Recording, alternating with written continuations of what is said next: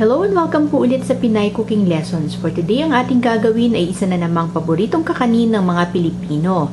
And this is called bibingkang malagkit. Ang mga ingredients na kailangan natin para sa ating bibingkang malagkit ay, for our first ingredient, ang kailangan natin ay 2 cups ng malagkit or sweet sticky rice or glutinous rice. So, isa lang po yun.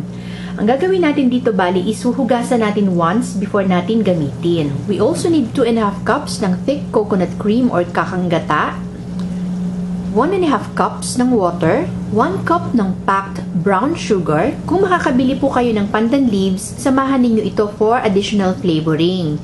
So, kumuha kayo ng 3 piraso, you tie it into a knot, and then isama ninyo pagluluto. But since wala ako ngayon, hindi na natin ito lalagyan. Para sa topping ng ating bibingkang malagkit, ang kailangan natin ay 1.5 cups ng thick coconut milk and 1 cup ng brown sugar.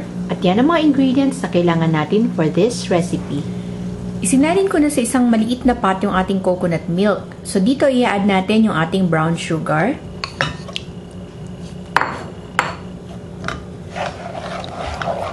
So medyo hahaluin muna natin.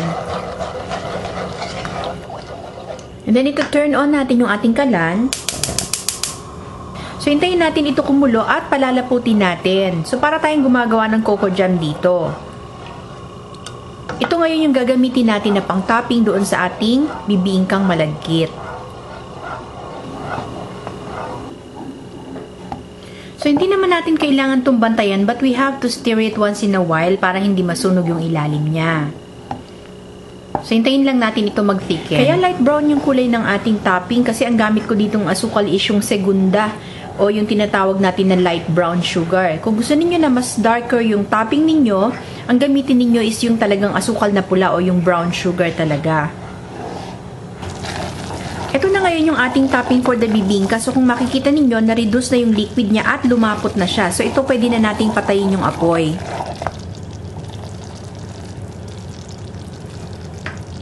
And then, isa-set aside muna natin ito. Bago tayo magsimulang magluto, ipiprepare muna natin yung ating pan kung saan lulutuin natin yung bibingka mamaya.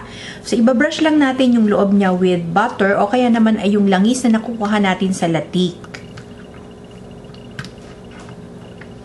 So, ibabrush lang natin yung bottom niya, pati yung sides. And then, pag nabrush na natin yung ating pan, isa-set aside muna natin ito.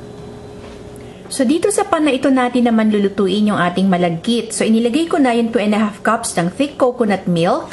At isasama natin doon yung ating 1.5 cups ng water. So, kung gagamit kayo ng pandan, isama nyo na rin dito. So, haluin muna natin ito.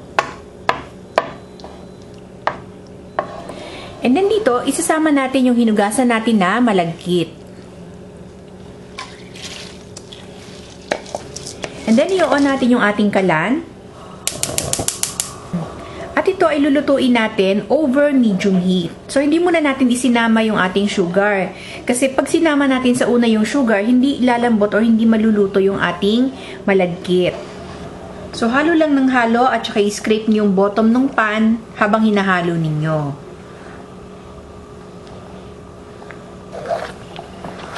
So, kapag medyo na-absorb na ng ating malagkit yung ating coconut milk at medyo half-cook na ito, isasama na natin yung ating brown sugar.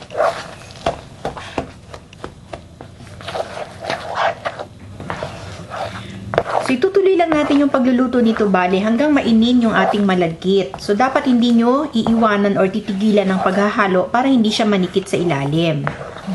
So, natatandaan ko yung aking lola kay nanay nung buhay pa siya. Ito talaga ang trabaho niya, yung gumawa ng makakanin. So, talya-talyasi kung magluto siya nito, pati yung suman. Ang pinakamahirap na part dito, bali, is yung paghahalo. Kasi habang patagal ng patagal, palapot ng palapot yung ating malagkit. Ang maganda na pan na gamitin nyo pagka gumawa kayo nito is yung Teflon coated para hindi siya naninikit sa ilalim. So, once naluto na yung malagkit natin, pwede na nating patayin yung apoy. And then, isasali natin yung ating nilutong malagkit dito sa ating pan na pinrepare kanina. So, spread natin ito at papantayin.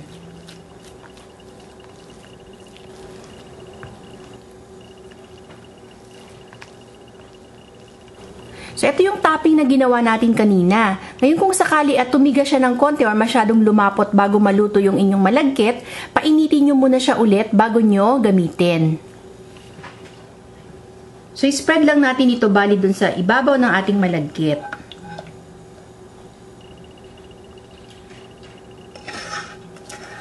And then, spread lang natin sa ibabaw.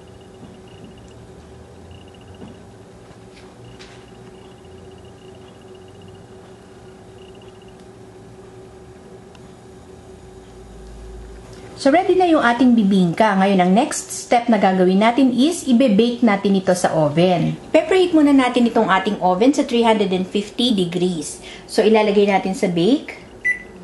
And then, set natin yung ating oven temperature to 350.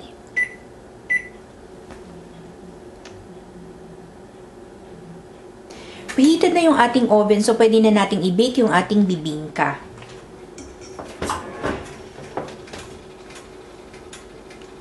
So, ilalagay lang natin ito dun sa middle rack. And then, ipe-bake natin ito hanggang mag-firm up yung ating topping. It's been 25 minutes since nilagay natin yung ating bibingka sa oven. So, check muna natin.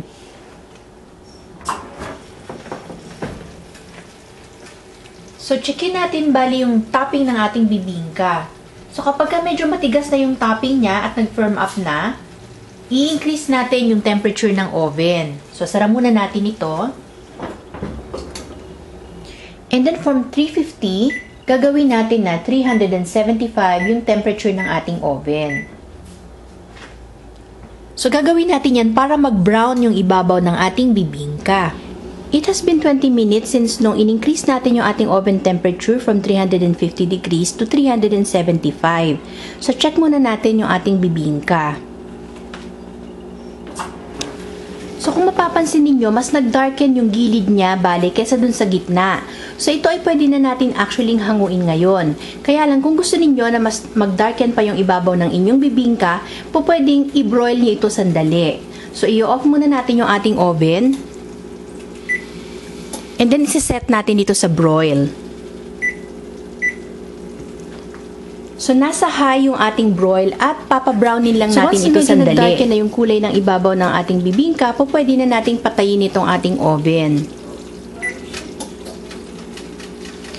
And then, hahanguin na natin to. So, ito yung ating bibingka. Fresh pa siya from the oven. So, kung nakikita ninyo, medyo kumukulo-kulo pa siya. So, hahayaan muna natin ito na mag-cool down completely bago natin hiwain at iserve. So, babalikan natin to. And this is how we're going to serve our bibingkang malagkit. So, once medyo lumamig na siya, pwede na siyang hiwain into squares or rectangles. So, ito po, kagaya ng ibang kakanin, ay masarap na kainin kasama ng kape or mainit na tsaa. So, sana po ay nagustuhan nyo yung ating video for today at sana po ay itry nyo tong ating recipe. Maraming salamat po ulit sa panonood. Hanggang sa susunod.